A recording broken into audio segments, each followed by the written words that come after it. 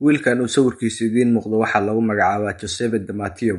Waxa uu ku dhashay gobolka Sicily ee dalka Talyaaniga sanadii 1981. Aabihii Santino Di Matteo waxa uu ahaa nin horay xiriir ula lahaa kooxaha maafiyada ee La Cosa Nostra, laakiin muddo kadib waxa uu go'aansaday in uu iskaga baxo kooxahaas iyo in uu kala shaqeeyo dowladda Talyaaniga soo qabashada ragga ugu waaweyn kooxahaas.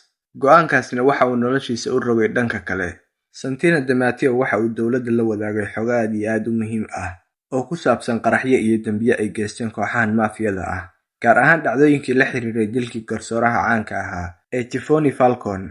Haddaba kooxda Cosa Nostra waxa ay go'aansadeen in ay ka aarsadaan Santino Di Matteo, iyaga oo sanadii 1993 afduubtay wiilkii yaraa ee lagu magacaabi jiray Giuseppe Di Matteo. Giuseppe Di Matteo xilligaa da'diisu waxa ay ahayd 12 sano jir oo kaliya.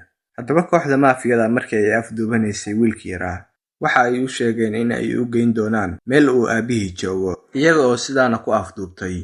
Haddaba Giuseppe waxa uu kooxahan maafiyada u afduubnaa muddo gaaraysa 2 sano, iyaga oo mar walbana aabihii Santino Di Matteo u soo dirayay sawirro si ay ugu cadaadiyaan in uu ka tanaasulo markhaati furka uu ku markhaati furay kooxahan maafiyada ah ee Cosa Nostra. Laakiin aabihii arrinkaa waa uu ka biyo diiday, isaga oo ku adkaystay in uu ku markhaati furo kooxahan maafiyada ah.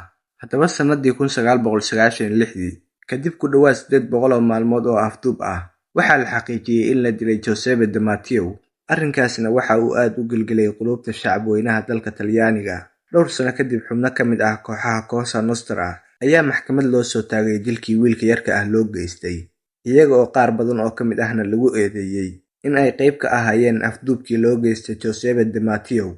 Ugu dambeyntiina raggaas waxaa lagu xukumay xabsi daa'im. Haddaba saaxiibayaal, waad ku mahadsantihiin dhageysigiina wacan. Assalaamu calaykum waraxmatullaahi wabarakaatuh.